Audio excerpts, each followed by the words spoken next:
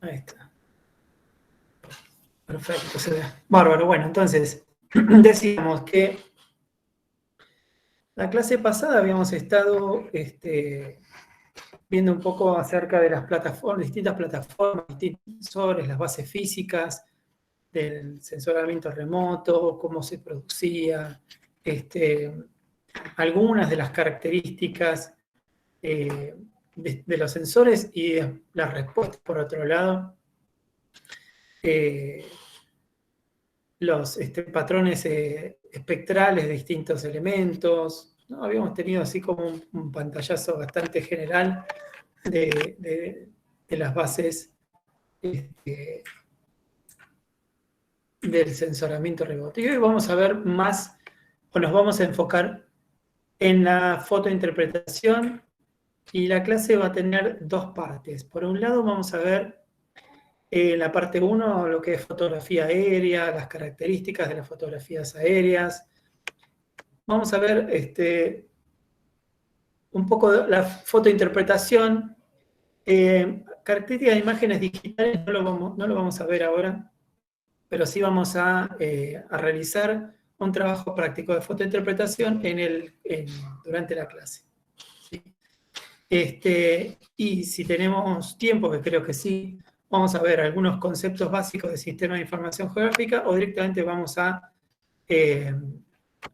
realizar un trabajo práctico, o vamos a ponernos en la práctica a ver qué información disponible podemos conseguir del área de estudio que tienen ustedes a través de un sistema de información geográfica. Eso creo que lo van a aprovechar más, y hoy sí vamos a utilizar la computadora, así que lo vamos a dejar para el final de la clase, por si hay alguien que todavía esté en tránsito, como pasó la otra vez, y bueno, puedan llegar, y vamos a ver si no pueden instalar el programa y hacerlo ustedes, igual yo se los voy a mostrar. Muy bien. Entonces, la fotografía aérea fue, digamos, el inicio, como veíamos la clase pasada, en la evolución del sensoramiento remoto y la fotointerpretación. La fotografía aérea fue el comienzo de todo esto, hasta que empezaron a desarrollarse las plataformas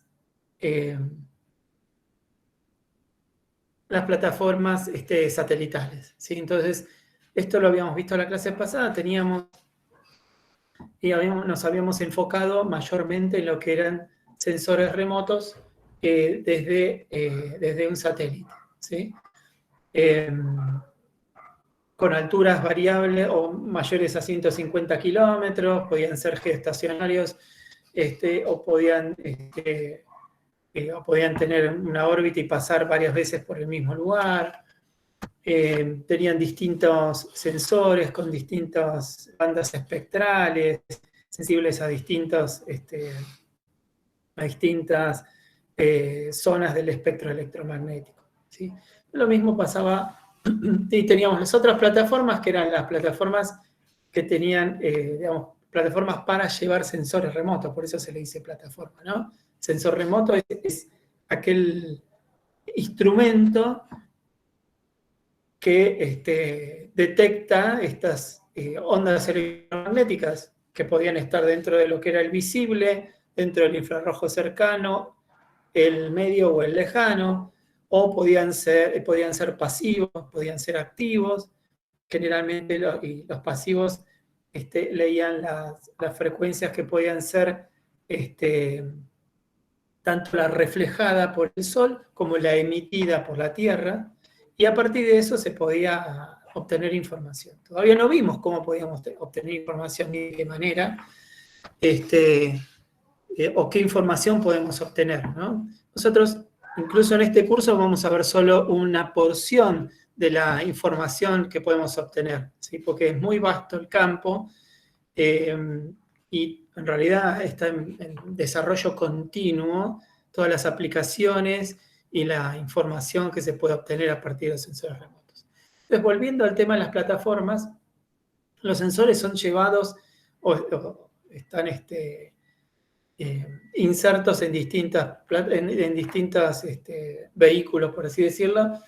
Y la otra parte que no habíamos visto era el tema de los vehículos aéreos, ¿sí? Pueden ser tripulados o no tripulados, ¿sí? Acá tenemos los dos. Los tripulados que podían tener una altura, o sea, siempre es una altura menor a 30 kilómetros de altura, con lo cual la definición, en realidad, la escala y la escala y el tamaño de tamaño de píxel que pueden obtener si es de formato digital, ¿sí? O el tamaño de grano que pueden obtener si es en formato analógico, que hoy en día ya no se utiliza tanto, prácticamente nada, es mucho mejor, ¿sí? Con una definición mucho más, más al detalle. Con una cobertura menor, esa es lo único malo, ¿sí? Entonces, para hacer grandes estudios, había que hacer muchos vuelos, ¿sí? Con lo cual, de alguna manera, era más caro que utilizar las plataformas satelitales. Y por el otro lado, teníamos mayor detalle incluso, ¿sí? Con los vuelos o con los formatos de vuelos aéreos no tripulados, con los drones, ¿sí? Que tienen una cobertura muy baja, o sea, tienen una altura más baja y una cobertura más baja también, ¿sí? Pero que pueden tener un nivel de detalle muy, muy, muy importante que no se puede conseguir en general con las otras plataformas. También habíamos visto que había características, los distintos sensores tenían distintas características funcionales, y que los registros digitales a veces tenían un sistema óptico que iban haciendo como un barrido en una franja, que era la franja por donde circulaba, y esto puede ser un satélite o puede ser un avión también, ¿sí? O que había distintos arreglos lineales y que el sistema óptico detectaba al mismo tiempo toda una franja de, de líneas y que se llama el explorador de empuje, ¿sí? Pero en general, la fotografía aérea, que si bien hoy en día se sigue utilizando, ¿sí? Pero quizás no está tan desarrollada como los sensores digitales o plataformas satelitales, ¿sí? Pero se sigue utilizando. Y tiene un sistema óptico diferente, ¿no? En donde tenemos un registro, puede haber un registro analógico, ¿sí? Y sobre todo es analógico cuando nosotros queremos ver, por ejemplo, diferencias temporales y podemos ir a distintas bibliotecas y conseguir, o repositorios, ¿no? De imágenes y conseguir, por ejemplo, vuelos fotogramétricos históricos en distintos momentos.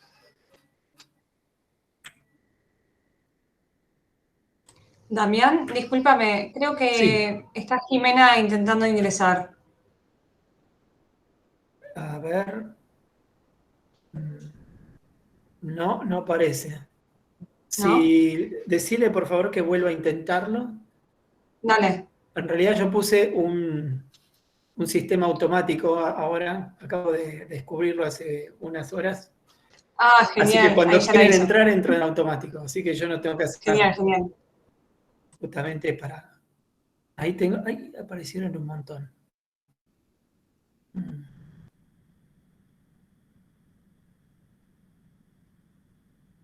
Ahí entró Débora. ¿Quién más entró?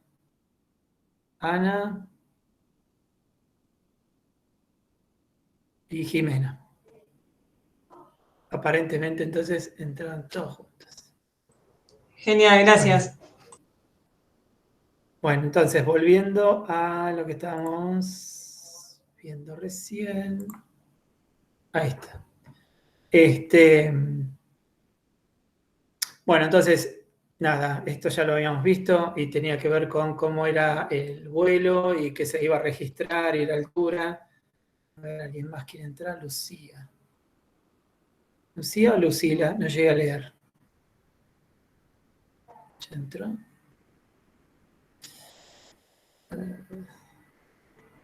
Bueno.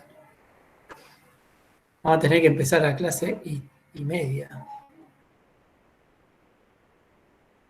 Bueno. En fin, va. Entonces vamos a seguir. Entonces, cuando hay un registro, ¿sí? O cuando hay un registro de una fotografía aérea, en general analógico, ¿sí? Este es un esquema de esa fotografía que se toma, ¿no? Fuera de escala, por supuesto. Entonces, acá tenemos el plano del terreno, tenemos los objetos, ¿sí? Por ejemplo, un objeto 1 y 2, ¿sí?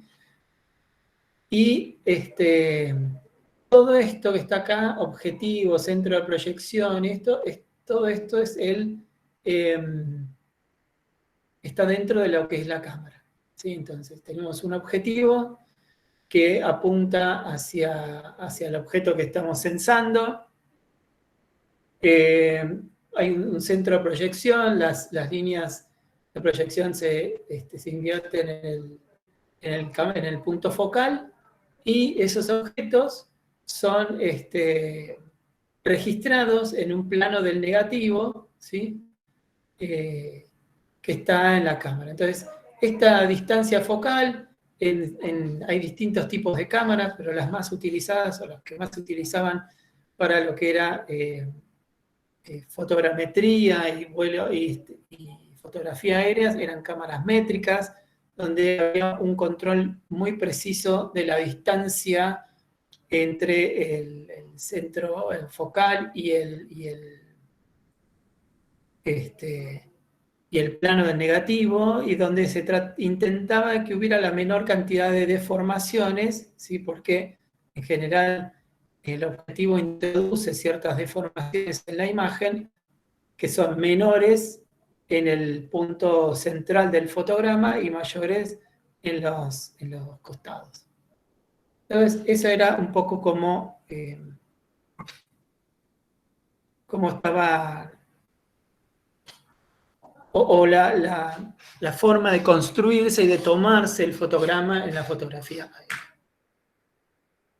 Y hay distinta clasificación de las cámaras aerofotográficas según el campo angular, ¿sí? O sea, normalmente dependiendo de qué tipo de terreno se iba a relevar, había distintas lentes que proveían distintos campos angular para cubrir esos terrenos. Entonces, por ejemplo, en terrenos llanos se podían utilizar los super gran angular con un campo angular de 120 grados. Este era el objetivo y la distancia focal era chica, digamos, ¿sí? Un F3 de 88,5 metros. Y era con un formato de 23,23 del negativo. Después, si tenían un terreno ondulado a plano, se podía usar un gran angular y un ángulo normal de 60 grados para un campo angular de 60 grados para terrenos montañosos, ¿sí? Y bueno, en ese sentido cambiaba también también la relación de superficie de terreno que se podía relevar. Y normalmente los fotogramas, y cada uno de estos fotogramas, tenían estas características impresas en los bordes, ¿sí? O sea, a partir del negativo, luego se hacía el fotograma, que tenía en general el formato de 23 centímetros por 23 centímetros. Ahora, justo no pude sacarle, no puedo mostrarles ninguno porque los que tenía yo me quedaron en la facultad y bueno, no los pude ir a buscar como para mostrarles el par fotográfico. Ahora les voy a mostrar qué quiere decir par fotográfico. Pero bueno, esto un poco ilustra cómo es. ¿Sí? ¿Alguien quería hacer alguna pregunta?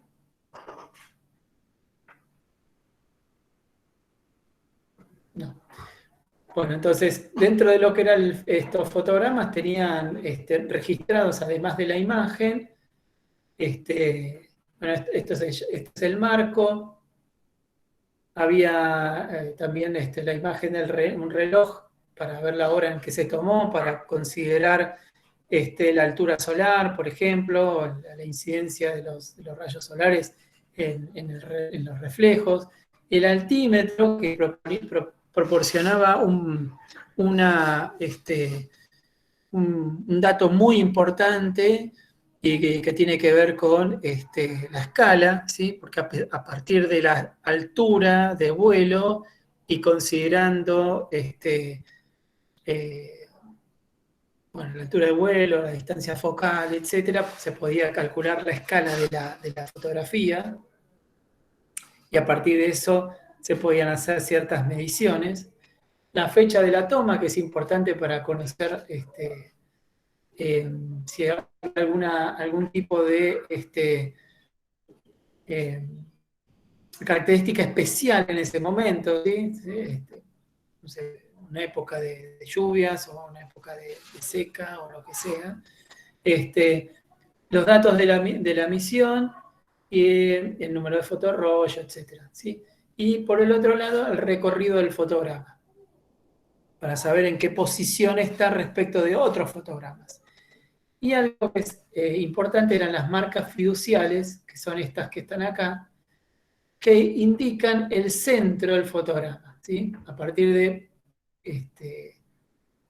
trazar la diagonal, por ejemplo, de estas marcas fiduciales, se podía obtener el centro del fotograma, que es el lugar donde había deformación cero, ¿sí? Deformación cero, que es deformación un poco debida al lente, pero también debida a la forma terrestre, ¿sí? Entonces, normalmente, a partir de estas fotografías, se hacía un proceso que se llama de ortorrectificación, en las cuales las fotografías, esto también se hace con la fotografía digital, ¿no? Se rectifican de manera de poder luego tomar medidas sobre las mismas. Este es un ejemplo de una fotografía aérea real. Ahora acá se ve un poquito más claro el altímetro, los datos de la fotografía, la hora, ¿sí? Algunos otros datos tomados a mano del vuelo.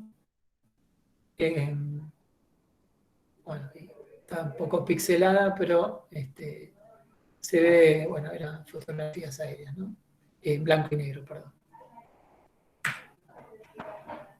Y esta que es de Murcia, en España, ¿sí? Y ya directamente, esta en particular, ya tiene la escala impresa.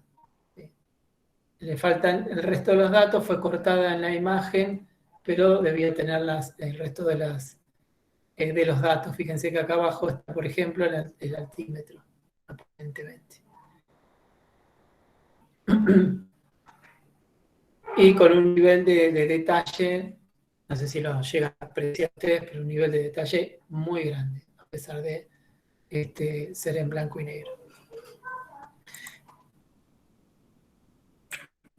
Bueno, y estos vuelos, o estos vuelos fotogramétricos, no tomaban una sola, como hemos visto, no toman una sola fotografía, ¿sí? Sino que además hay una superposición de fotografías. No es que se tome una de manera individual, como podía entenderse en el diagrama que vimos antes, en el primero de los diagramas, sino que se va haciendo, se calcula a partir de la velocidad, incluso en la que va el avión, etcétera, la cantidad de fotogramas que se tienen que tomar por minuto para lograr que haya una cierta superposición entre fotografías entre fotografías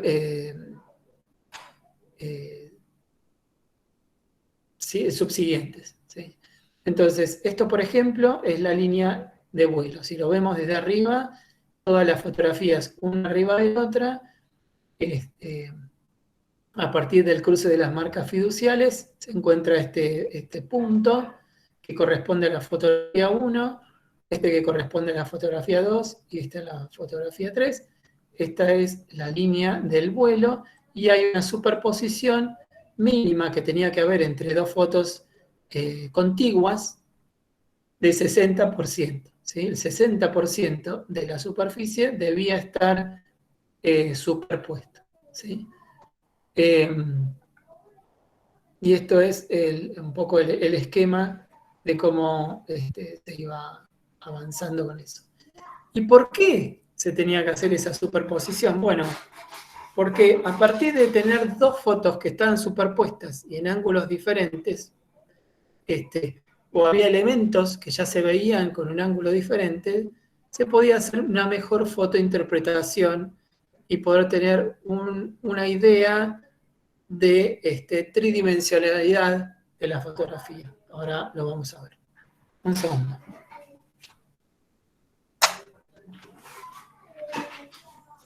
Bien. También hay tres tipos de efectos en la inclinación del eje en la toma de cámaras fotográficas. Y tenemos la visual vertical, que es la que usualmente se utilizaba y se utiliza para poder hacer fotogrametría. O sea, fotogrametría es poder medir sobre la foto, ¿sí? Y obtener información de distancias, superficies, etcétera, sobre una foto. ¿Sí? Eso se logra a partir de tener visuales verticales. Si bien las visuales oblicuas también podría obtenerse información de este tipo, es mucho más difícil hacer las correcciones necesarias para que se pueda medir, ¿sí? Se puede hacer interpretación fotográfica, fotointerpretación, sobre cualquiera de las tres, ¿sí? Acá tenemos la vertical, la oblicua baja, no vemos el horizonte, y la oblicua alta, y se ve el horizonte, ¿sí? Cada una quizás sirve para cosas diferentes, ¿sí? Quizás creo que de la que más información se puede obtener es la que tiene visual vertical, porque se puede incluso tomar mediciones, además de hacer fotointerpretación. Disculpen que me parece que hay alguien que quiere entrar. Ahí está. Olin.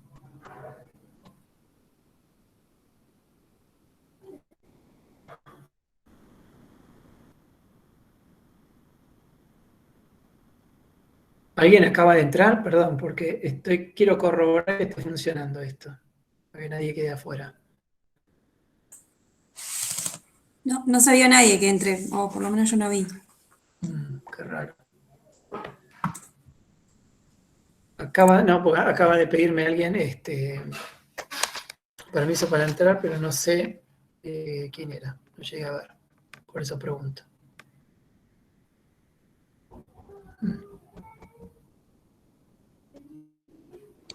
Me parece que no entró nadie, ¿eh? Bueno. Somos 28.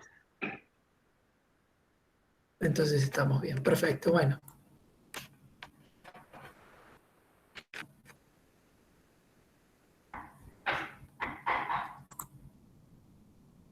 Bien, entonces, como les decía antes, esta superposición de imágenes nos permite o permitía en su momento lograr percibir de manera artificial, ¿sí? Otra vez, alguien está queriendo entrar. Nicolás.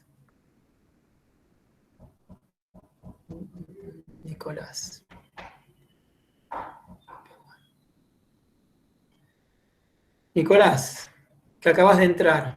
¿Vos estabas tratando de entrar hace un ratito?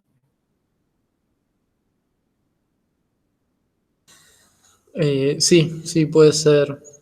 Y Olimpia también. O por ahí se les cae la conexión y vuelven. Yo Hola. para saber. Buenas, gracias, Damián. Buenas. Hola, Olimpia. Vos habías intentado entrar y ahora no tenés problema. Sí, no se podía. Gracias. Ok, pero ahora sí, listo, perfecto. Entonces sí había alguien que estaba queriendo entrar, perdón. Listo, entonces. Volvamos a la clase. Entonces, otra vez, bueno, no sé quién es esta vez.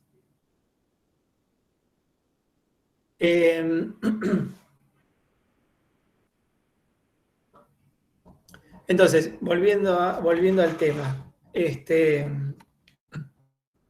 Entonces, la visión, digamos, se podía lograr de manera un poco artificial ver el relieve de alguna manera, poder ver en 3 dimensiones las imágenes a partir de lo que se llama estereoscopía. ¿Sí? ¿Alguna vez ustedes vieron una película en 3D? ¿Fueron a ver una película en 3D? Sí.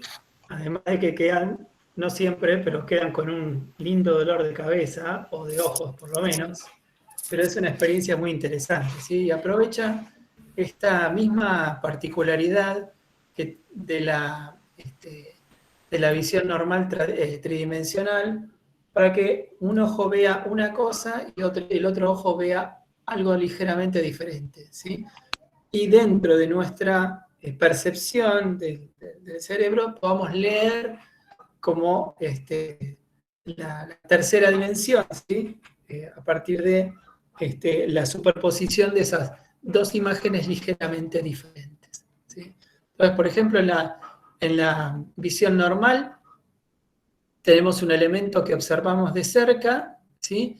Y nuestros ojos se adaptan a poder ver ese elemento y generando un ángulo, ¿sí? Moviéndose diferencialmente, no tienen una línea de visión paralela, sino que los dos apuntan más o menos al mismo punto, ¿sí?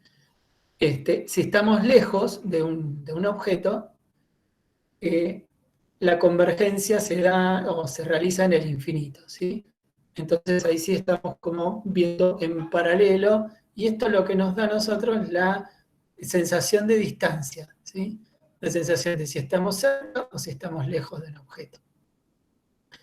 En una foto viendo un fotograma normal, ¿sí? O sea, una foto y la foto subsiguiente de estos vuelos fotogramétricos que yo les decía, que tienen esa superposición de 60%, si nosotros lo vemos sin estereoscopio, que es un aparatito que ahora les voy a contar para qué sirve, lo vemos como si estuviera cerca, ¿sí? Y no podemos hacer esa lectura de la tridimensionalidad, ¿sí? Pero si estamos con esto, hay un aparato que se llama estereoscopio, que puede ser de bolsillo o de espejos o de anteojos, ¿sí? Me permiten a mí, a partir de tener un enfoque determinado, una distancia focal determinada, poder ver estas imágenes de manera que el ojo las vea en forma paralela, pero además que cada ojo vea un fotograma diferente, ¿sí? Y en esta zona en la que los dos fotogramas tienen la misma información, poder reconstruir el relieve o las alturas diferenciales de los elementos que se ven en la foto, ¿sí? ya sea con esto que es un estereoscopio de bolsillo, o que es de anteojos, donde las fotografías están más lejos y hay unos espejos que llevan esa información. Las dos tienen la misma función. Muy similar a lo que se ve en las películas, nada más que en las películas nosotros tenemos las imágenes superpuestas. De hecho, también existían esa superposición con la foto, o se podría hacer con la fotografía aérea, con dos fotogramas contiguos y cada uno con un color diferente, igual que las imágenes tridimensionales que estaban en azul y en rojo, y uno se ponía unos lentes con un color, con un celofán de cada color, y ahí hace esa reconstrucción porque estamos filtrando una de las imágenes con un ojo y con el otro estamos filtrando la otra, ¿sí? Y las vemos las vemos al mismo tiempo, pero diferentes. Y podemos hacer esa reconstrucción tridimensional. Esta es una imagen de un estereoscopio de bolsillo. Y entonces, con este recubrimiento del 60%, estas marcas fiduciarias son las que nos permiten a nosotros alinear también estos puntos en el recorrido que hace el vuelo y después poder chequear, por ejemplo, las diferencias entre las distintas fotos y las alturas a partir de subir y bajar uno de estos fotogramas, ¿sí? Entonces, de esa manera podemos verlo. Tenía un video, pero no, cuando lo quise poner hace un rato no funcionó, así que no lo puedo, no se lo puedo mostrar. Me pareció buenísimo porque es un estereoscopio casero, ¿no? Pero para que tengan una idea del tamaño de las fotos, lo puse. Estas son las fotografías de 23 por 23, con el área de solape, que es esta de acá. Fíjense que tienen los mismos elementos acá y acá. Pero no están exactamente en el mismo, no es la misma foto. ¿Por qué? Porque no hay deformación en el centro, pero a medida que yo me voy alejando del fotograma, es como si yo lo estuviera viendo de costado, ¿sí? Ya en el nadir, ¿sí? O sea, no directamente sobre la imagen, sino que ya está desplazada, ¿sí? Ese desplazamiento diferencial hace que vea un objeto tridimensional, por ejemplo, no sé, en esta foto quizás lo vea de esta manera y en esta otra foto lo veo de esta manera, ¿sí? ¿No? Ya un poquito así desplazado, ¿sí? Entonces acá lo estoy viendo bien desde arriba y acá no. En general, acá tiene un poquitito, se ve muy chico, ¿no? Y acá más grande. Entonces, como en esa diferencia, es donde también se hace la reconstrucción. Y así como se puede ver la diferencia de un objeto que en este caso no solo que está mal dibujado, sino que se supone que es un cuerpo regular, también lo mismo sirve para detectar cambios en el relieve que no sean elementos regulares.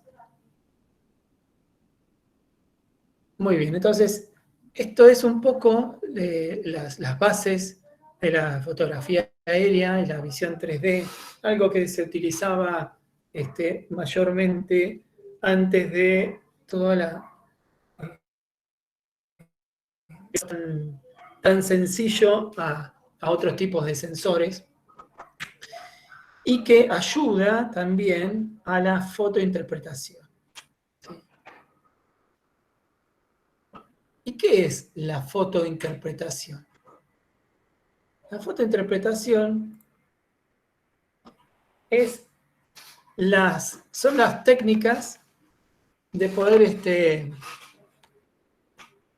para poder examinar imágenes aéreas, para detectar, por un lado, para identificar elementos, para poder medir distintas características del terreno y evaluar el significado que tienen esos elementos, cuáles son los diseños, cuáles son las relaciones espaciales que hay entre distintos elementos en el terreno o distintos objetos, ya sean naturales o culturales, por medio de procesos de razonamiento lógico, ¿sí?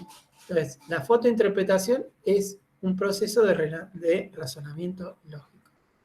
Otra definición, que es de la Sociedad Americana de Fotogrametría, dice que es la capacidad de comprender y explicar esas características y el funcionamiento de los objetos. Vamos un poquito más allá de esta definición. No solo poder medirlos, examinarlos, detectarlos, etcétera, sino que explicar esas características de funcionamiento de los objetos, ecosistemas, ambientes, fenómenos, a partir del desarrollo de procesos de razonamiento lógico-analíticos y sintéticos que están apoyados, y esto es importante, por adiestramiento en fotointerpretación, que mal que lo escribí todo esto, conocimiento del tema y experiencia en el terreno. Y esto es muy importante, ¿sí? Porque se puede hacer una excelente fotointerpretación solo a partir de fotografías aéreas o fotografía digital de sensores remotos. No lo voy a preguntar, lo voy a decir directamente. No se puede, ¿sí? Si no hay una experiencia en el terreno, no hay una forma de cotejar en el terreno lo que nosotros estamos interpretando, es muy difícil saber si tenemos o si estamos haciendo bien esa interpretación o no, ¿sí? Entonces, hay todo un proceso que hay que seguir, razonamiento, etcétera, pero que también hay que hacer un chequeo en el terreno de lo que estamos interpretando. Y hay que conocer el tema y tener esa experiencia. Y también, según esta definición, hay que poder comunicar, transmitir los resultados a través de informes, cartas temáticas, bases de datos, modelos o sistemas de información geográfica. Es un poquito más complejo, va mucho más allá. En definitiva, la gente que hace fotointerpretación se dedica a esto y son algo así como científicos, o sea, son científicos de datos y están abocados a este tema de fotointerpretar. Si bien con un conocimiento básico, más que nada porque ya en los últimos años, al tener tanta disponibilidad de imágenes satelitales, estar de uso libre, etcétera, ya nos hemos acostumbrado a ver desde arriba ciertas estructuras, ciertos elementos, y más o menos a poder interpretarlos, ¿sí? Ahora, digamos, ese trabajo puede llegar a hacerse y se puede hacer de manera intuitiva, por así decirlo, pero para poder hacer un buen trabajo de fotointerpretación, además de lo intuitivo, tiene que estar toda la parte del proceso de razonamiento lógico analítico, y tiene que estar especificado, por ejemplo, cómo se hizo la diferenciación de elementos, por qué valores se hizo, o qué se tuvo en cuenta para diferenciar una cosa de otra, dónde están los límites, si esos límites son claros o no son claros, cuál puede ser el error de lo que estamos, en lo que estamos interpretando, ¿sí? ¿Qué quiere decir eso que estamos interpretando? Pues también tenemos que conocer qué quiere decir. Podemos ver que son elementos diferentes, pero lo ideal y lo mejor sería poder ver cuál es la relación entre uno y otro, ¿sí? Bien. Otras definiciones dicen que la fotointerpretación Perdón, la interpretación que consta de varios pasos, 2 pasos diferentes, ¿sí? Un poco para poder entender esto de la fotointerpretación. Por un lado está la fotolectura y el fotoreconocimiento. O sea, es la detección y el reconocimiento general de un objeto o conjunto de objetos.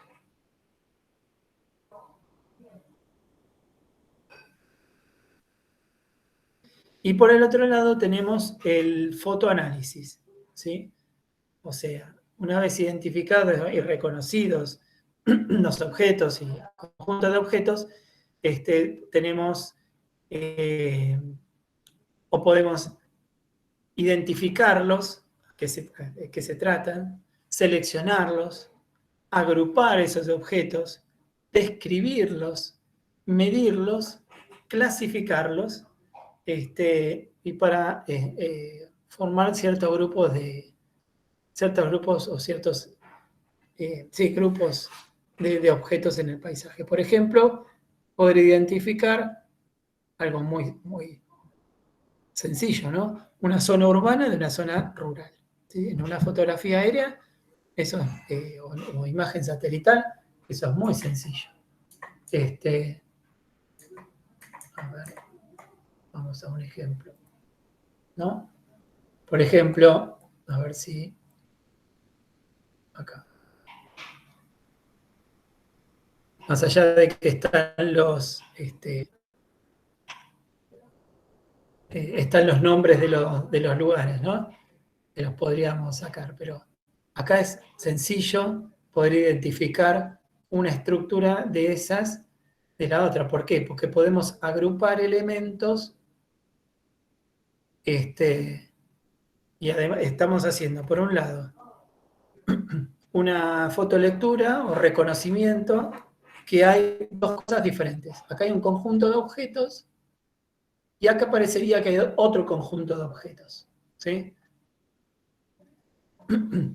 Ahora, ¿cómo agrupamos? ¿Cómo los describimos?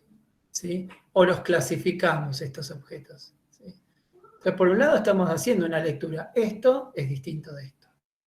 ¿Pero qué es esto y qué es esto? Bueno, ahora es muy sencillo porque lo sabemos, ¿sí? Sabemos que esto es un área urbana, sabemos que esto es un área rural. Ahora vamos a ver qué es lo que nos dice o cómo nos damos cuenta. Pero acá, por ejemplo, en este lugar, ¿qué elementos diferentes vemos? ¿O qué fotos reconocemos en esta área? Bueno, podemos reconocer que esto que está acá parece diferente de esto que está acá. ¿Y qué es diferente también de esto? Y diferente de esto. ¿Sí? Ahora, si tuviéramos que analizarlos, identificar qué es cada una de las cosas, y ahí ya está un poco más difícil, ¿sí? Porque tendríamos que reconocer o ir a ver el terreno, a ver qué es eso, para después decir, bueno, todo lo que vea que es similar a esto puede llegar a ser lo mismo, o no. Entonces, por ahí esa es la diferencia entre fotolectura y fotoanálisis, ¿sí? Acá nosotros podemos, y ustedes pueden hacer una fotolectura muy rápida, ¿sí? Pero quizás el fotoanálisis requiere un conocimiento un poquito más en detalle.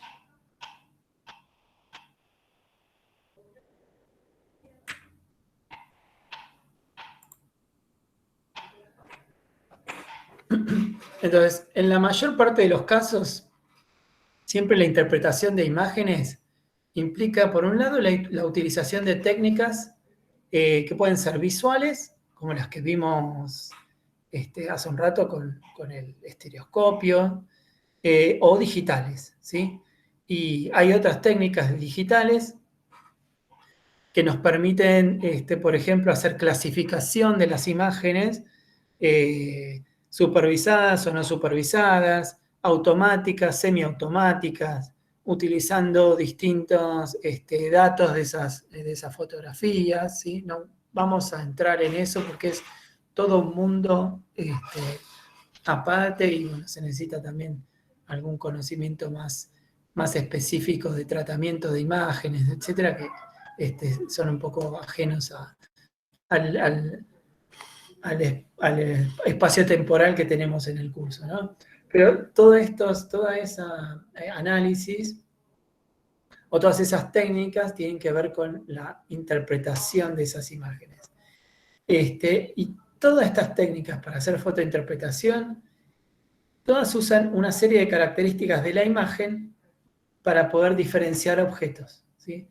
El tono y color, textura, la forma, el tamaño, distintos patrones y distintas asociaciones de objetos son las que nos dan a nosotros una idea o nos permiten hacer esa fotolectura y diferenciar objetos. Y esto hace que, o todas estas características de la imagen facilitan el proceso de análisis que nosotros realizamos. Y como les decía, las computadoras, a través del procesamiento de las imágenes digitales, facilitan el análisis de los elementos espectrales de una imagen. En la clase pasada habíamos visto que había distintos sensores que eran sensibles a distintas porciones del espectro visible o no visible. Bueno, y eso, a partir de un procesamiento, podemos obtener también y hacer esa fotointerpretación, ¿sí? ¿Hasta acá alguna pregunta? Por ahora no. Muy bien, perfecto. Muy bien, acá tenemos la pirámide de la percepción, y los distintos niveles de percepción que nosotros podemos tener en las imágenes, ¿no? Este es el grado de detalle de las variables ecológicas. Bueno, costo y tiempo de trabajo en el terreno para poder identificar cada uno de esos elementos, unidades biogeográficas y representación cartográfica y otros factores. Entonces, tenemos distintos niveles de levantamiento. Hay un primer nivel que es esquemático, muy generalizado, que podemos hacer a partir de una lectura en alguna escala chica, ¿sí? Con imágenes que abarcan una gran porción del territorio. Después hay un nivel exploratorio, un nivel de reconocimiento, hay otro nivel que es semidetallado y el detallado, ¿sí? Entonces, a medida que se va aumentando en el nivel de percepción, va aumentando el grado de detalle de las variables que nosotros tenemos que tomar como diferentes, ¿sí? Y también aumenta el costo y el tiempo que lleva el trabajo de hacer este levantamiento detallado. Entonces uno puede hacer un reconocimiento general de los elementos o puede hacer una exploración general de una fotografía aérea o de una imagen satelital, o una fotografía digital, aérea o satelital, sin, por ejemplo, o con un grado de exploración en el terreno muy bajo, ¿sí? Incluso podría ser a partir de la experiencia propia en lugares similares, sin ir a visitar el propio sitio que estamos tratando de identificar.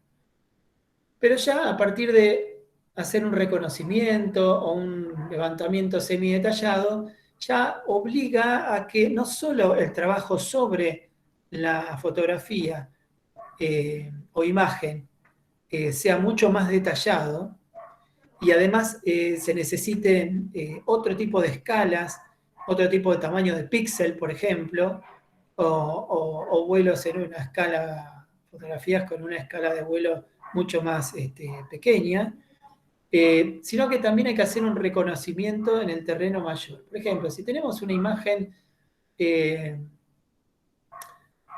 del satélite Landsat, que la clase pasada habíamos hablado del Landsat y había un cuadro que indicaba la resolución, no les voy a preguntar cuál es la resolución espacial que tenía,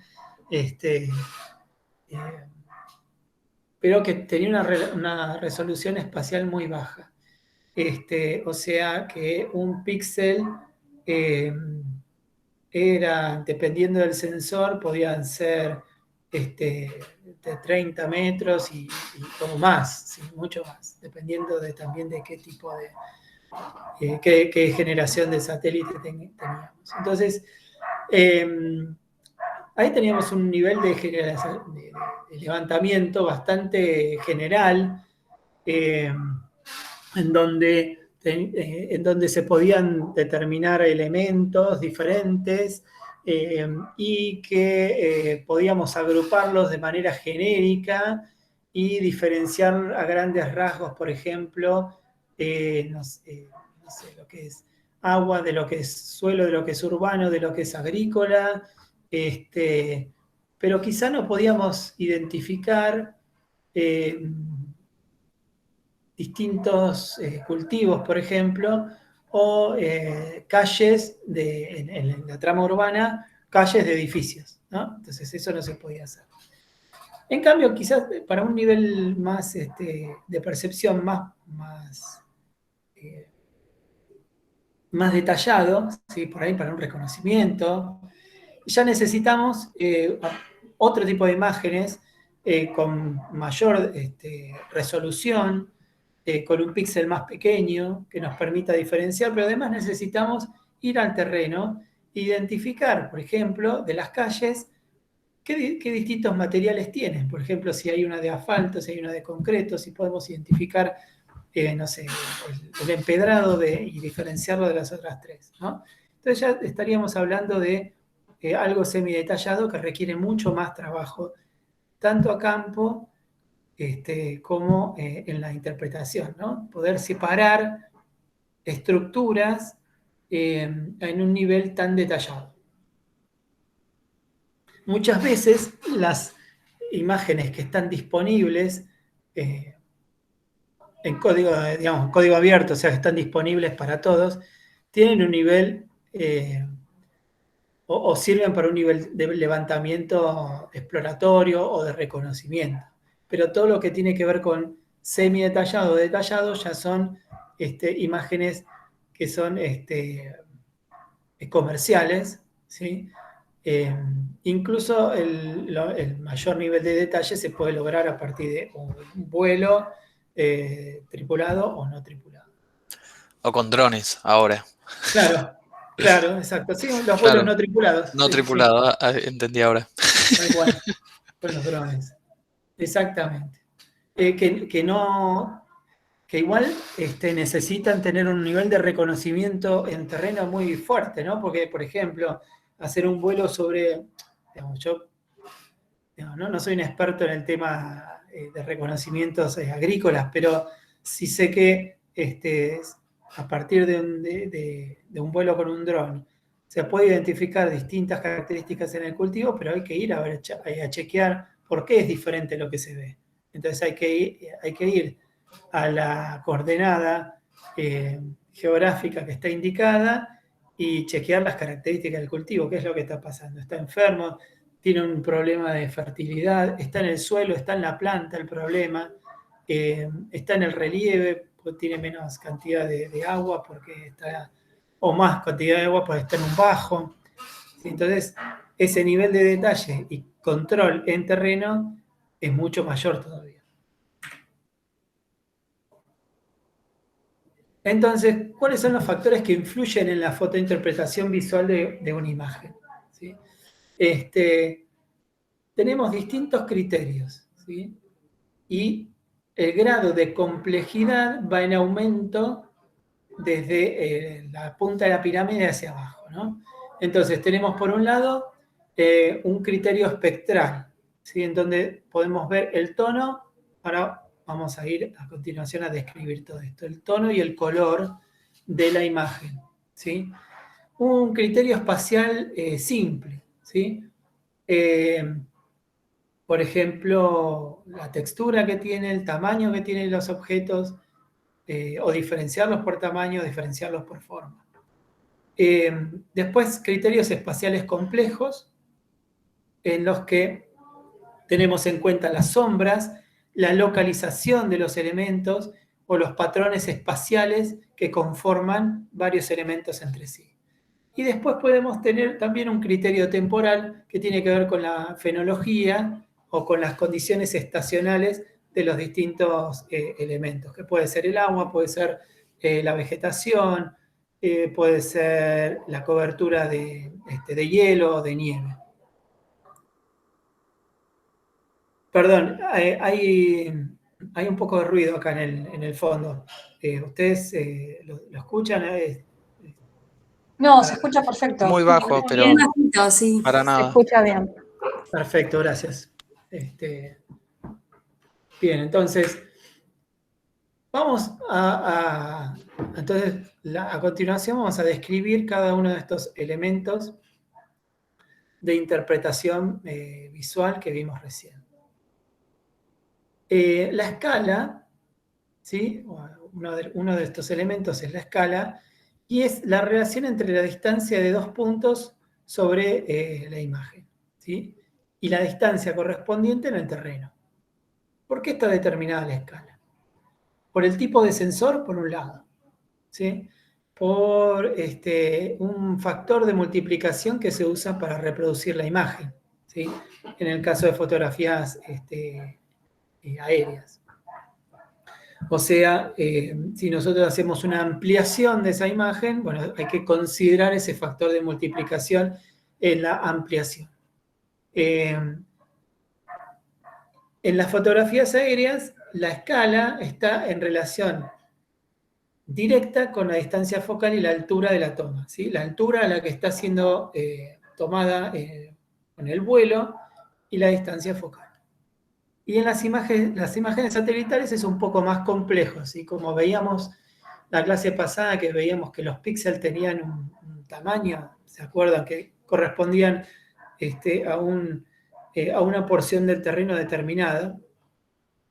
Pero bueno, la información en principio que se toma desde un satélite no tiene escala, sino que por un lado es el tamaño del píxel lo que lo da la escala, pero nosotros no podemos, porque la problemática de las imágenes digitales es que nos permiten a nosotros hacer mucho zoom sobre esos datos, ¿sí? Pero hay un determinado acercamiento más allá del cual nosotros estamos infiriendo cosas que no deberíamos inferir por las características del sensor que tomó la imagen. Entonces, hay que tener en cuenta eso, hay que tener en cuenta el sensor, hay que tener en cuenta el tamaño de píxel, etcétera, porque puede hacerse ciertos tratamientos sobre las imágenes en las cuales, por ejemplo, se divide el tamaño del píxel. Entonces, ¿cómo se hace esto? Bueno, se toma los píxeles que están alrededor y se asigna, por ejemplo, si yo tengo acá un píxel, ¿no? Y lo puedo dividir por 4, y este píxel, si tenía un valor determinado y tenemos otro píxel al lado con otro valor determinado, ¿sí? Se hace un promedio del valor que tenía cada uno de estos píxeles, y a se le asigna un promedio entre lo que valía esto y lo que valía esto. A se le asigna un valor entre esto, y así. Se pueden, digamos, por un proceso se puede aumentar la resolución, pero es ficticio en realidad. No es que se aumenta la resolución de la imagen haciendo un píxel de, no sé si eran 30 metros, de 15 por 15, no. Sino que el valor sigue siendo lo mismo. Parecería que podemos hacer más zoom, pero en realidad no se puede hacer más zoom. La información que contiene ese píxel es limitada. Y no se puede obtener información de la nada. O sea, de lo que más se puede obtener es a partir del valor más pequeño o del escalón más pequeño de información que uno puede tener. Más allá de eso, no se puede generar información. Por eso es un poco complejo el tema de ver la escala como elemento de interpretación visual en la imagen satelital. De todas maneras, se llevan los datos a una determinada escala y se utiliza esa escala para trabajar. Otro de los elementos de interpretación visual es el tono, ¿sí? El tono es el brillo relativo de los objetos de una imagen en blanco y negro, ¿sí? O sea, una imagen en blanco y negro tiene distintos tonos de gris. Y el tono sería el brillo relativo que hay entre distintos objetos. Estas variaciones tonales son una característica específica que es muy útil en la interpretación y es uno de los principales criterios de interpretación visual. Por ejemplo, acá tenemos 4 imágenes del mismo lugar, ¿sí? Pero están obtenidas con distintos sensores, ¿sí? O sea, con sensores que son sensibles a distintas longitudes de onda. Acá tenemos en el verde, en el rojo, en el infrarrojo cercano y en el infrarrojo medio, ¿sí? Entonces, por ejemplo, en si vemos el tono, podemos por ahí identificar agua no sé, de cultivo, de ciudad, solo mirando el tono, ¿no? Y suelo. Y acá, por ejemplo, ¿no? En el infrarrojo cercano, ciudad y montaña, por ejemplo, no lo podríamos identificar por el tono, ¿no? Nos damos cuenta igual por otras características que vemos que son diferentes y además porque ya vimos estas otras imágenes. Pero en realidad no podríamos identificarlo acá por el tono, ¿sí? Pero sin embargo podemos identificar suelo de ciudad, por ejemplo, o cultivo de ciudad, por ejemplo, ¿sí? Entonces, digamos, esa expresión tonal que tienen los objetos de la imagen específicamente está relacionada con la cantidad de luz reflejada de esos objetos o emitida desde la superficie, ¿sí? Lo que veíamos en la clase pasada. Podía estar reflejando la luz solar o puede estar emitiendo, por otro lado, radiación. Y muy probablemente, y es casi seguro que es así, diferentes tipos de roca, diferentes tipos de suelo, diferentes tipos de vegetación tengan distintos tonos. Y también hay variaciones, o las variaciones en las condiciones de humedad también se reflejan como diferencias tonales en las imágenes. Por ejemplo, el aumento del contenido de humedad da tonos de gris más oscuros en alguna de las bandas espectrales que se puedan analizar, ¿no? Entonces, estas variaciones de tono se relacionan principalmente con las características espectrales del terreno, lo que habíamos visto de vuelta en la clase pasada, como estos gráficos en los que había distinta absorción, distinta reflexión de la energía incidente. Entonces el tono se relaciona específicamente con estas características espectrales del terreno. Entonces podemos, por ejemplo, producir diferencias, como acá, a partir de imprimir distintas imágenes porque distintas impresiones pueden dar distintos tonos en dos imágenes diferentes, contiguas. La posición del Sol también nos da distintos tonos, o sea, la elevación del Sol de acuerdo a la hora del día y a la estación del año nos da distintos tonos, así que se puede, por ejemplo, ver la misma imagen en distintas épocas del año. También estas diferencias pueden ser producidas por la distinta reflectividad de los elementos según la longitud de onda considerada, que es lo que vemos en estas 4 imágenes, ¿no? Por ejemplo, el tono característico de la ciudad está variando según la banda del espectro que estamos utilizando en este caso, ¿no?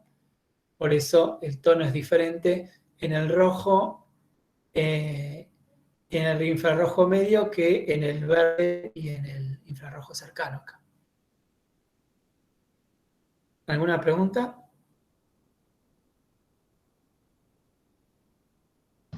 No, Bien. Por ahora, no. Bárbaro, gracias. Por otro lado, el segundo elemento que nos permite a nosotros hacer una interpretación es el color. El color es una característica de luz que está determinada por la composición espectral de la interacción de la luz con el ojo humano, ¿sí? Entonces, está muy relacionada con la forma que nosotros tenemos de percibir la luz. Así que el color en realidad no es un fenómeno intrínseco, sino que la percepción es subjetiva de este color.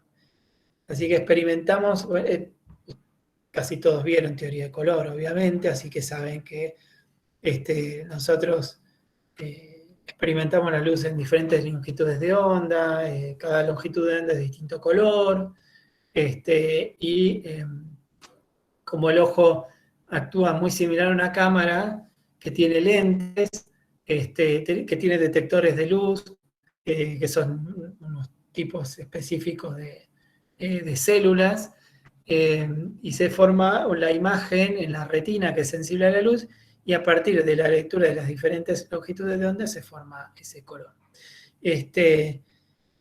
La teoría, bueno, entonces, hay una teoría sobre la visión del color, que es la más aceptada, que es la teoría tricromática, y por eso, si alguien reconoce estas siglas de RGB, ¿sí? El rojo, el verde y el azul, ¿sí?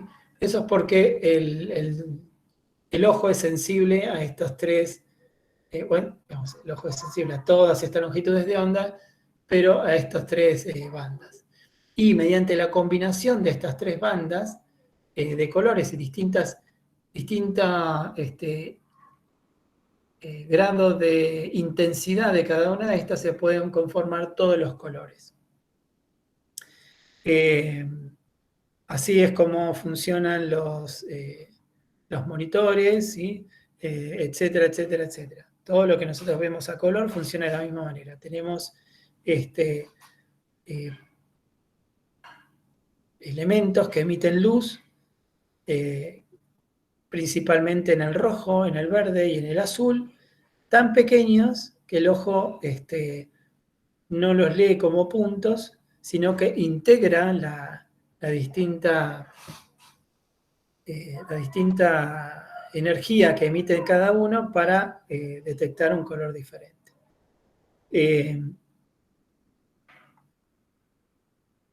Entonces, por eso, y a partir de este modelo de percepción de color, se usan varios espacios tridimensionales del color para describirlo y definirlo. El RGB es uno que se basa en el principio aditivo de los colores, aditivo porque tiene que ver con la emisión de luz, y por eso es el que describe fundamentalmente todo lo que nosotros vemos que emite distintos colores. Después tenemos el subtractivo, que se basa en el principio sustractivo de los colores, que es el de la impresión. Eso ya lo conocen seguramente. Y por eso en las impresoras, por ejemplo, tenemos el magenta, el cian y el amarillo. Y hay un tercer espacio de color que se adapta mejor a la percepción intuitiva del color, que tiene que ver con el tono, la saturación y la intensidad. Pero, ¿por qué nosotros, por ejemplo, acá es importante tener en cuenta lo siguiente, que los sensores, más allá de lo que es la película, la película color que se utilizaba en la fotografía analógica, los sensores que son multibandas, que son los que más se utilizan para la percepción remota, en las plataformas satelitales, también en las plataformas aéreas y de alguna manera también en las no tripuladas, aéreas no tripuladas, tienen distintas sensores que son sensibles a distintas bandas espectrales. Pero esa información está en blanco y negro, ¿sí? ¿Por qué está en blanco y negro? Porque cada píxel, esto lo tenía en una imagen más adelante y ahora lo voy a explicar, pero hubiera sido mejor ponerlo, pero tengo que cerrar la presentación y volver a abrirla para poder mostrarles la imagen, ¿no? Pero cada píxel tiene, y lo habíamos visto antes, un valor determinado, ¿sí? Que puede ir dependiendo de la resolución espectral, puede ir entre 0 y 16, entre 0 y 255, entre 0 y, no sé, 16.600, no sé, valores determinados, ¿sí? Pero ese valor se traduce en un tono de gris, entre 0, que puede ser blanco, y 255, que puede ser negro. Entonces, cada una de estas bandas, como está mostrado acá, por ejemplo, banda 5 y banda 6 de el satélite Landsat,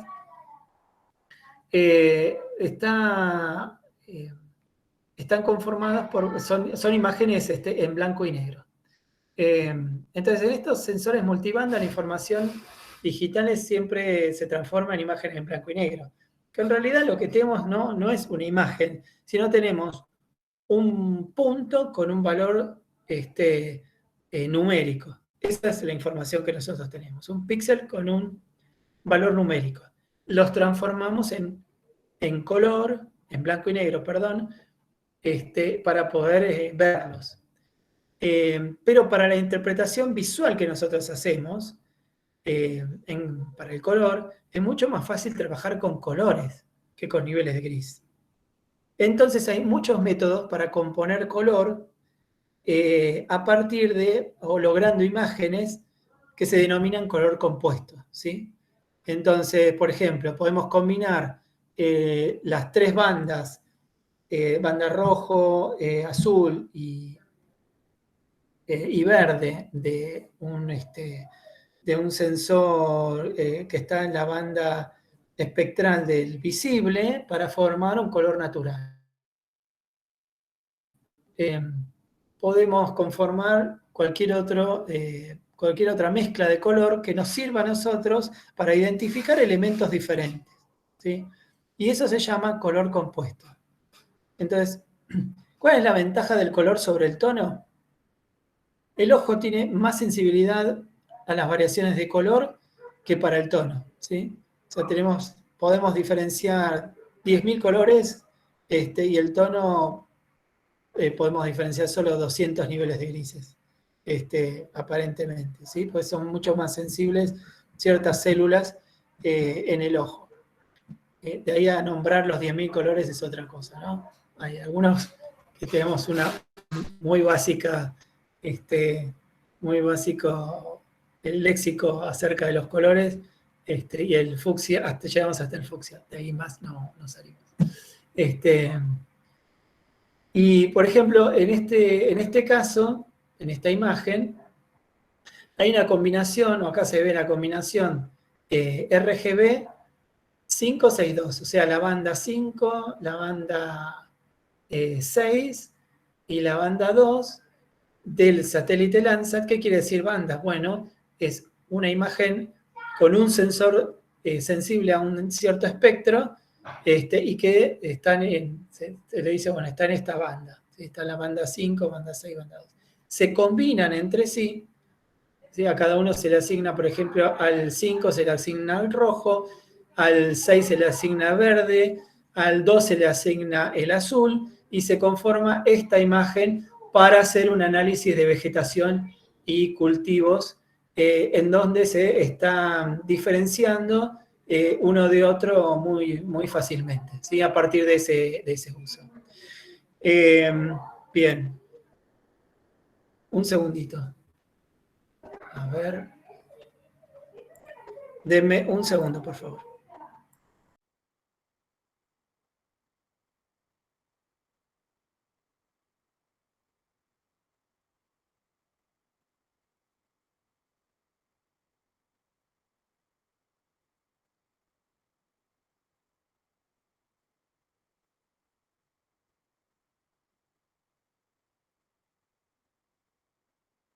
Bien.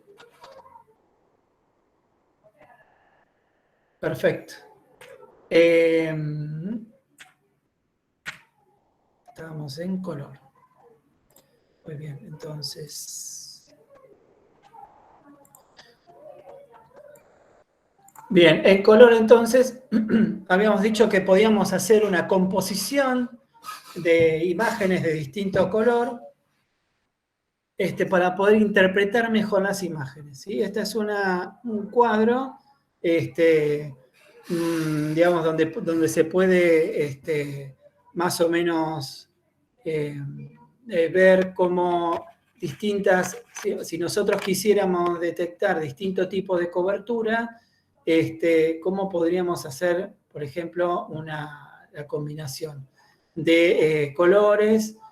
También hay otros gráficos o tablas en los que nos permiten, por ejemplo, ver para qué cosa queremos resaltar, qué bandas podemos combinar, ¿sí? De distintos, en un satélite determinado o con ciertos sensores determinados. Por ejemplo, el agua clara, en color natural, azul y verde, pero en el infrarrojo color se puede ver como azul oscuro o negro, ¿sí? Entonces, ahí podemos diferenciar un poco más. El agua con sedimentos se ve en color natural como celeste claro, pero en el infrarrojo color se ve como celeste. Entonces, por ejemplo, se podría diferenciar más claramente el agua con sedimentos del agua clara, porque tenemos un celeste y un negro o un azul oscuro, usando el infrarrojo color y no el color natural. Las áreas urbanas en color natural se ven en gris, y en el infrarrojo color se ven en azul. Entonces, conociendo cómo lo podemos combinar, podemos obtener distintas imágenes de color compuesto. Por otro lado, y otro de los elementos de interpretación visual es el contraste. El contraste es la relación entre las áreas más claras y las más oscuras de la imagen, ¿sí? Es distinto al tono, en el sentido que nosotros, por ejemplo, el tono puede cambiar por completo, pero el contraste es la relación del tono entre un objeto y los objetos que lo circundan, ¿sí? Esa es la diferencia. Y es importante porque ayuda a evaluar las posibilidades de detectar objetos. Por ejemplo,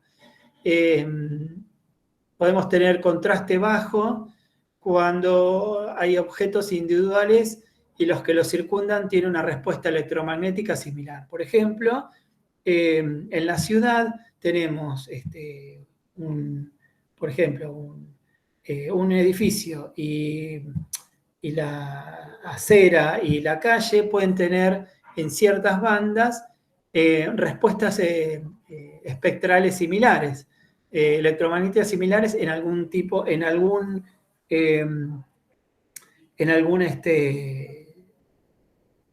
sensor determinado sensible a esa banda. Entonces, ahí no tenemos contraste, por lo tanto no lo podemos identificar un elemento del otro, ¿sí? También puede haber, o también hay poco contraste cuando hay gran dispersión atmosférica. O sea, por ejemplo, cuando hay neblina, o hay polvo en suspensión. Y también eso depende de qué sensor estamos considerando. Y después, cuando el sistema de detección no es lo suficientemente sensible para detectar y registrar el contraste, también tenemos bajo contraste, por lo tanto nos cuesta diferenciar un elemento del otro. A pesar que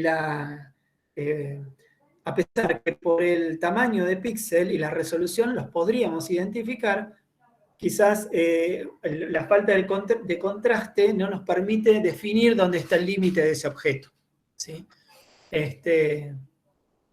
Así que bueno, esto nos da una idea que tenemos que buscar muchas veces para distintos elementos. Por ahí tenemos que buscar distintos sensores sensibles a distintas bandas espectrales, etcétera, de manera de poder lograr un buen contraste. Otro elemento de interpretación visual es la textura, ¿sí? Acá vemos varios ejemplos. La textura se refiere fundamentalmente a la frecuencia con que se suceden contrastes tonales, ¿sí?, entre distintos elementos que componen las diferentes cubiertas, ¿sí? Por ejemplo, fíjense acá, no sé si lo llegan a ver, pero este cultivo en particular, que es de textura más lisa, ¿sí? Esto es textura lisa y esto es textura más gruesa. Entonces, esto es en Tucumán, esto es selva y esto es cultivo, ¿sí? Y lo diferenciamos porque hay una textura diferente, además de que hay un color y un tono, perdón, color no, pero hay tonos diferentes. La textura es el elemento fundamental con el que nosotros estamos diferenciando uno de otro. Y de hecho se ven los surcos porque hay elementos o hay una cierta frecuencia de este contraste, ¿sí?, de este contraste tonal entre cada uno de estos surcos que nos permiten leer que esto es un cultivo, ¿sí? Y, por ejemplo, en el B, que es ahí la localidad de Obligado, la Vuelta a Obligado en Buenos Aires, tenemos texturas también gruesa o rugosa en algunas áreas y lisa para lo que es el agua, además de que el tono es diferente, ¿no? Acá hay otra, esto es Corrientes, la ciudad de Corrientes también, textura gruesa, la ciudad es textura gruesa, ¿sí? Un desierto donde tenemos una textura lisa, menos acá que están las dunas, en donde hay una textura gruesa o rugosa. Esto es completamente diferente la escala a esto y a esto, ¿no? O sea, ahí tenemos distintas escalas, y bueno, las texturas que se pueden igual identificar o determinarnos elementos diferentes. Perdón, quería cambiar acá. Ahí está. Acá tenemos el glaciar Uppsala en Santa Cruz, de textura lisa, todo lo que es la parte del glaciar. Y bueno, acá también tenemos color, ¿no?, como para identificar. Y el Valle del Cura en San Juan, que también tiene una textura gruesa o rugosa, ¿no?, que es indicador de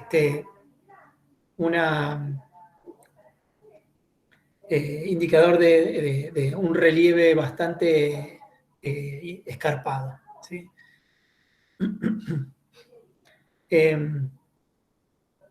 La textura fundamentalmente aporta información sobre la heterogeneidad espacial. Y que esta característica se produce fundamentalmente cuando hay una agregación de rasgos unitarios que no se pueden distinguir de forma aislada, ¿sí? El ejemplo de los surcos. Si tuviéramos un surco aislado, no lo podríamos identificar, sin embargo, uno al lado del otro sí. Lo mismo que acá la selva. Entonces, todo esto en conjunto nos permite diferenciar elementos respecto del resto de la foto, ¿no?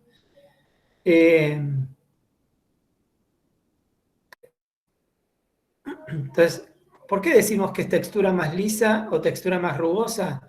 Pues cuando más parecido sea el tono entre los píxeles que están uno al lado del otro, ¿sí? Los adyacentes en la imagen, si es más similar, entonces la cubierta o lo que estamos viendo se va a visualizar como una textura más fina o lisa.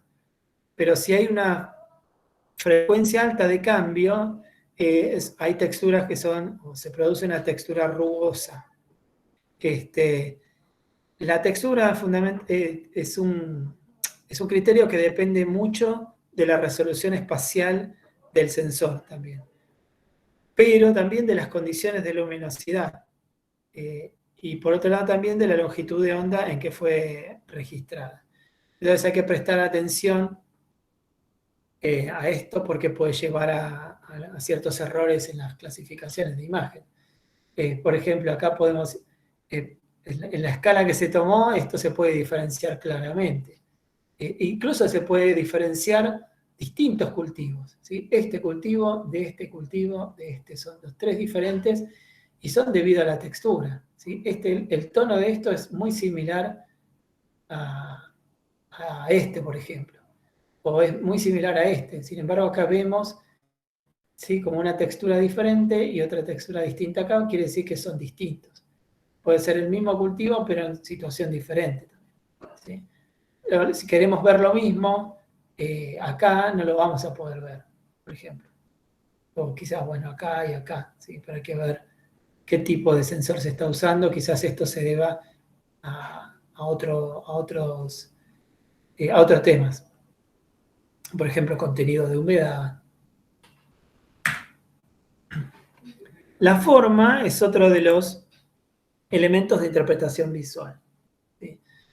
Y junto con el tamaño y la textura son los que más se relacionan con el espacio. O sea, son elementos. La forma es un elemento que a veces es difícil de interpretar,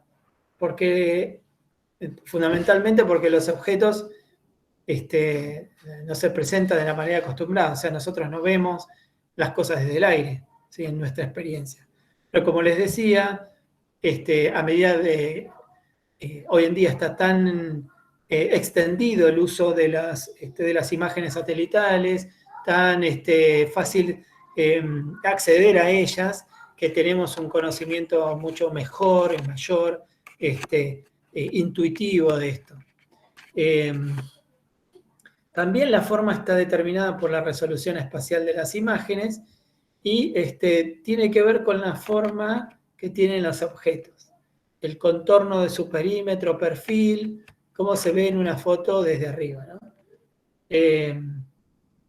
Esta imagen me parece que tiene que ver con otra cosa. Así que vamos a pasar y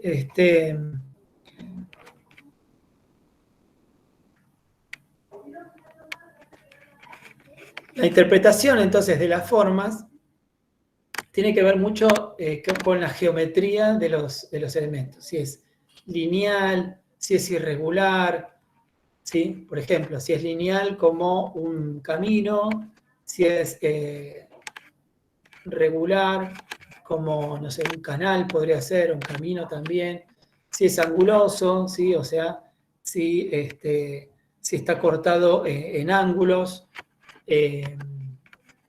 si es más bien redondeado, ¿sí? La forma es redondeada, y también tiene que ver con la nitidez del contorno, si el contorno es nítido, si es difuso, si es continuo, si es discontinuo, si todo esto nos da una idea de las formas. Y a veces la forma es lo que basta para diferenciar objetos de estudio. Por ejemplo, acá tenemos el aeropuerto y la pista, ahí sí, creo que es bueno, no es el Palomar esto, y se diferencian bien lo que es la pista y el edificio del aeropuerto, sobre todo porque, bueno, acá fíjense que son diferentes composiciones de color, ¿no? Para que se vean con más claridad, pero la pista se ve muy claramente porque es un elemento lineal, entonces podemos identificarlo justamente por eso, por la forma que tiene, ¿sí? Y además porque empieza y termina en un lugar, o sea, ya conocemos cómo son otras pistas porque lo hemos visto desde el aire, sabemos que si hay un edificio, por ejemplo, grande que está en la cabecera, podemos saber que es el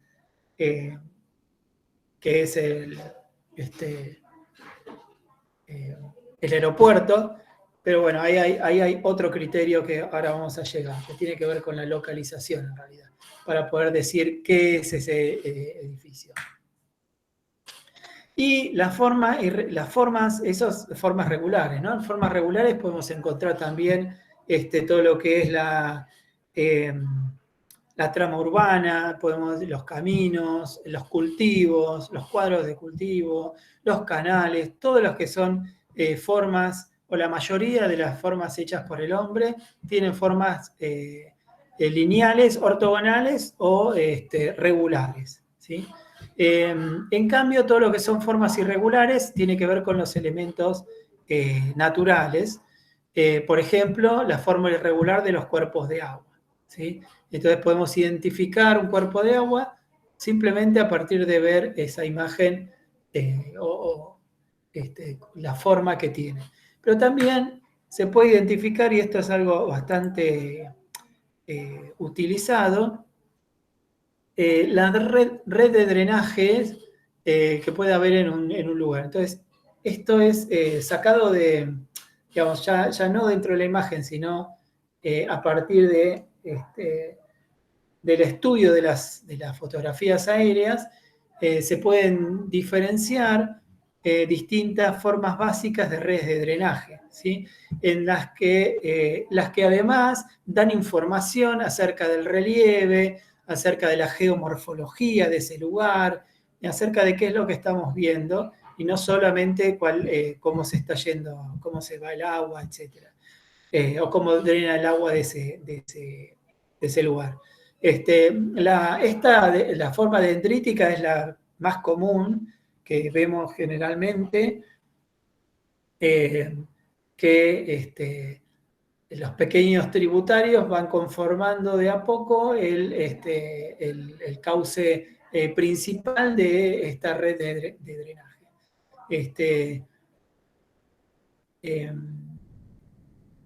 Pero bueno, hay otras que corren en paralelo y que quieren decir otra cosa u otro tipo de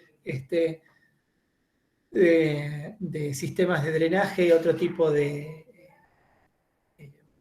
geomorfología y de relieve, por ejemplo, en lugares bajos o en marismas. Que está distribuido como en red, rectangular. Las radiales, que generalmente son a partir de elementos, por ejemplo, montañas aisladas o volcanes, o anulares. Pero bueno, hay muchos distintos tipos o diseños de drenaje que nos indican que están pasando distintas cosas en el terreno.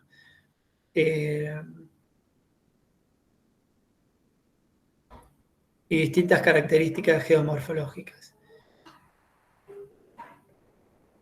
Ninguno de estos, estoy viendo, está muy relacionado con lo que pasa en en el área de estudio que tienen ustedes. Así que bueno, vamos a pasarlo. Y acá tenemos un ejemplo de las distintas redes de drenaje. Por ejemplo, esta es la dendrítica, pero vista con imágenes satelitales. La anastasomada, que es un gran valle de inundación, y de cauces que a medida que transcurren van cambiando su cauce, entonces el río no tiene una forma determinada, sino que después de una cierta crecida, no sé, este meandro terminó pasando por acá y después pasó por acá y va evolucionando de esa manera. Bueno, esta es la paralela, la rectangular, la meandriforme, que es típico de ríos de llanura, y la radial, que es típica de una red de drenaje de elevaciones aisladas en el terreno. Ya estamos llegando al final, se hizo un poco largo. Entonces, después tenemos el tamaño de un objeto, que también es una clave importante para identificarlo, y podemos medirlo teniendo en cuenta la escala. Igual que la forma, es un criterio que está muy condicionado por la resolución espacial de la imagen que nosotros tenemos, y permite comparar la dimensión de los objetos, por ejemplo, lo cual nos ayuda a hacer una clasificación, una buena clasificación o correcta,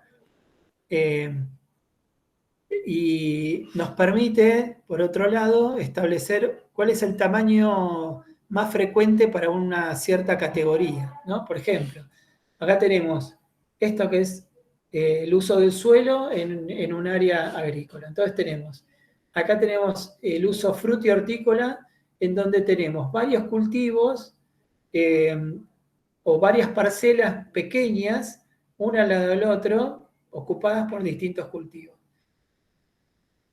Y después tenemos el uso agrícola extensivo, que puede tener una cierta pastura en un lugar, en otro cuadro diferente, pero fundamentalmente tienen tamaños distintos estas parcelas.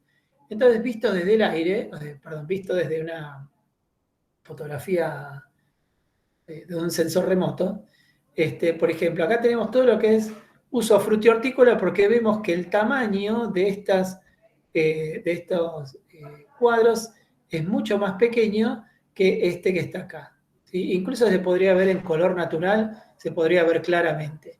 Entonces, establecer cuál es el tamaño de esta parcela de uso frutihortícola, diferenciada de lo que es este uso agrícola, nos permite luego clasificar y decir, bueno, todo esto es uso, tiene este uso, y todo este otro tiene este otro uso, ¿sí? Y hacer esa clasificación.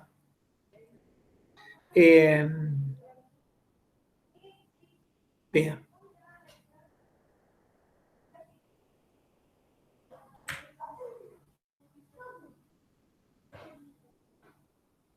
Las sombras, la sombra es un criterio espacial ya más complejo, ¿sí? O sea, pertenece a los criterios espaciales complejos. Es un elemento muy importante porque permite diferenciar objetos que son pequeños, ¿sí? Y ahí hay que prestar mucha atención a la ubicación de las sombras para no poner falsos límites en la delineación de categorías en los objetos. Acá tenemos, por ejemplo, el mismo ejemplo de antes, que era la selva en Tucumán, y se ven todas estas diferencias en las texturas, además de deberse al canopeo de los distintos ejemplares arbóreos o arbustivos. También tenemos entre medio las sombras, ¿sí? Y que nos permiten a nosotros diferenciarlo o que se vea una textura mucho más gruesa también, ¿no?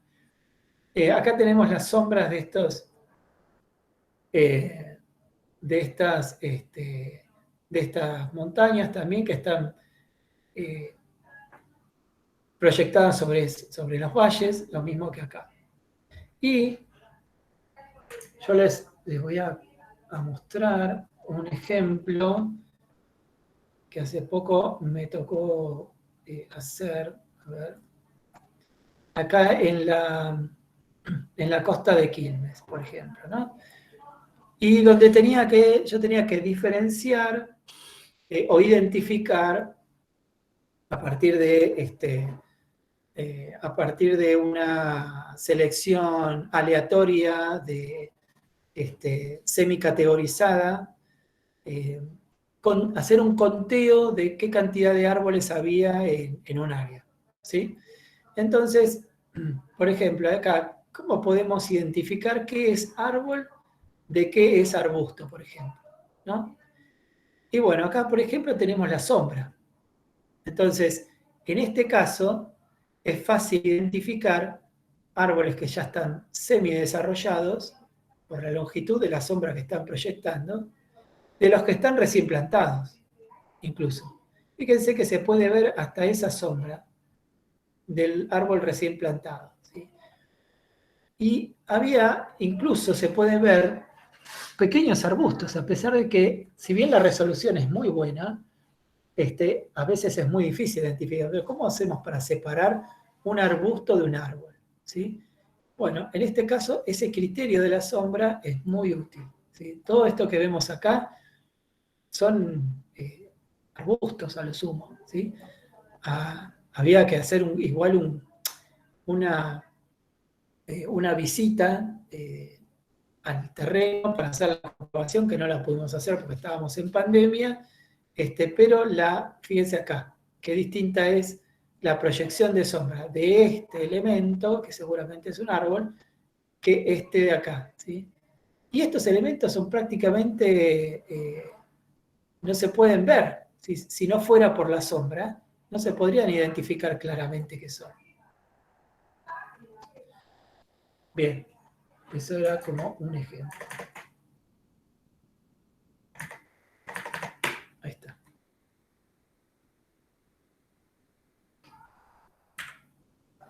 Bien, uno de los últimos criterios que vamos a ver es la localización, ¿sí? Y que refiere a la relación de vecindad entre distintas cubiertas, entre distintos elementos en la imagen, ¿sí? O sea, cuál es la posición topográfica o geográfica en la que se encuentra un objeto respecto de un contexto de referencia. Si está en una montaña, un valle o una ciudad, ¿no? Entonces, por ejemplo, esto que está acá, es lo mismo que lo que está acá, o sea, el color, la textura, el color, la textura, el tono, todo nos da que es muy similar esto que está acá a esto que está acá. Sin embargo, podemos diferir y podemos decir que esto es un parque urbano, ¿sí? O podría ser una reserva urbana, ¿sí? Pero ¿por qué lo decimos?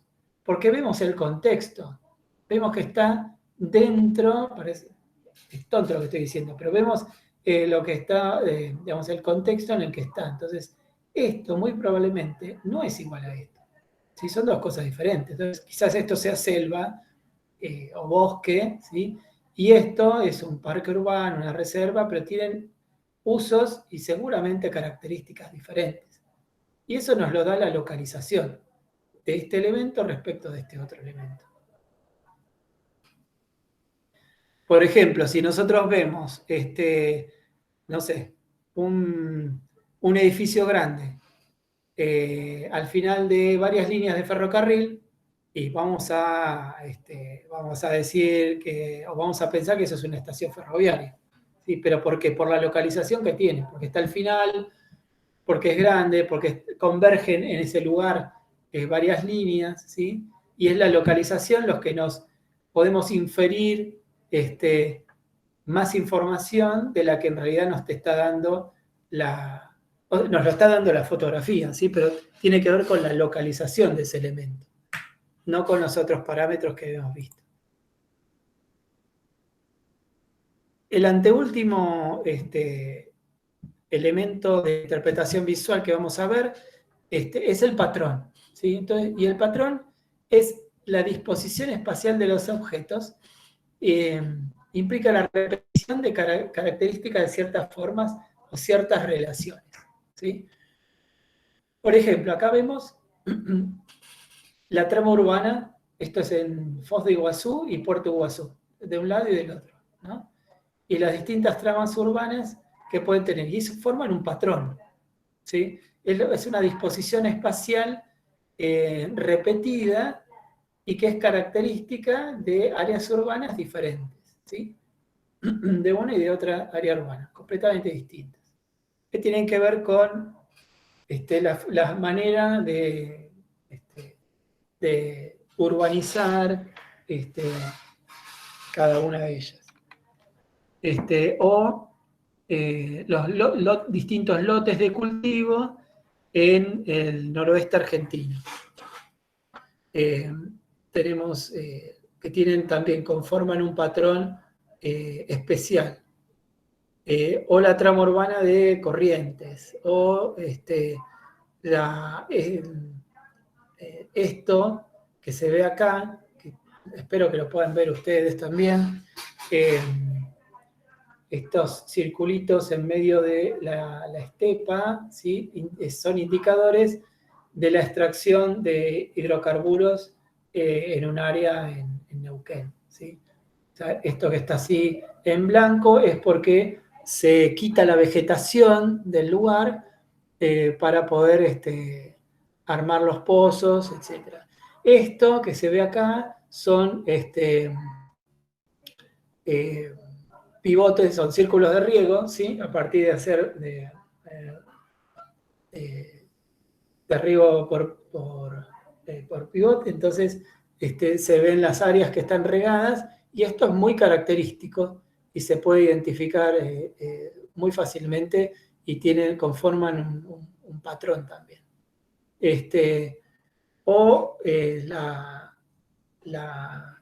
Las avenidas de deforestación en el Amazonas, ¿no? Como se va entrando dentro de la selva y se va empezando a deforestar a partir de esto, ¿no? Que conforman también un patrón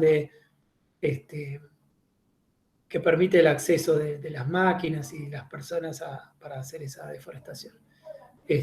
O esto también que tiene que ver con la extracción de hidrocarburos. Son todos ejemplos de distintos patrones.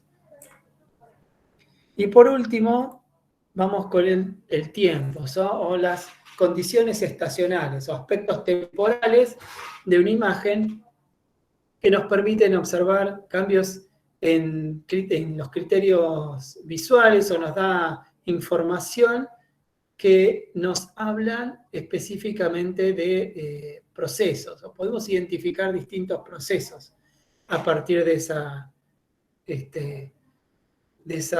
la lectura multitemporal de un mismo área, de una misma área. Entonces, de vuelta al ejemplo más deprimente que nosotros, más triste que está puesto acá en esta imagen, que es la deforestación en el Amazonas, ¿no? En un momento y posterior, como se fue dando. Esto es entre el 76 y el 2001. O la mina del Bajo La Lumbrera, es esta que está acá, ¿no? Entonces, como todo esto que está acá es la parte esta que se fue explotando. Esta es la represa Uruguay, que en el 86 no existía, y bueno, después se conformó todo este lago, y además estas áreas de cultivo que tampoco estaban.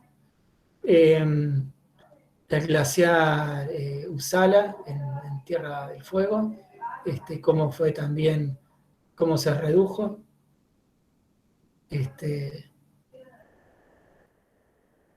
Y esto es el salar del hombre muerto, que no se ve muy, muy claramente, pero algo se ve como se ha reducido o cambiado. Entonces, eso también se puede hacer a partir de la interpretación visual, utilizando un criterio temporal que nos permita no solamente ver, no solamente a partir de los cambios introducidos por el hombre, ya sea por la deforestación, el cambio climático, grandes obras de ingeniería, etcétera, sino que también nos permite a nosotros inferir otros procesos que tienen que ver con climáticos o de cantidad de agua o de productividad, etcétera, que pueda haber en el terreno. Y eso es a partir de un análisis multitemporal. Bien. Entonces, por ahora vamos a hacer entonces una pausa.